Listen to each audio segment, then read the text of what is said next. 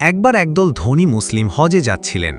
বিলাসবহুল গাড়ি, দামি কাপড়, সবার চোখে তারা বিশেষ হজযাত্রী। হজের পথে এক জায়গায় তাঁবুতে বিশ্রাম নিচ্ছিলেন। পাশেই একটি সাধারণ পোশাকের কৃষক বয়সী মানুষ ছোট্ট কাপড়ের ব্যাগ হাতে বসেছিলেন। কারো সঙ্গে বেশি কথা বলছেন না, একাকী বসে আছেন, চোখে মুখে শান্তি। ধনী লোকেরা তাকে একটি তুচ্ছ চোখে দেখল। একে বলে, এই লোকটাও বুঝি হজে যাচ্ছে। কেউ কেউ মুখ টিপে হাসল। পরদিন আরাফার ময়দানে যখন খুতবা হচ্ছিল, সেই কৃষক সবার আগে এসে সেজদায় লুটিয়ে পড়ে কাঁদতে লাগলেন। তার দোয়া শুনে পাশের লোকদের চোখে পানি চলে এলো।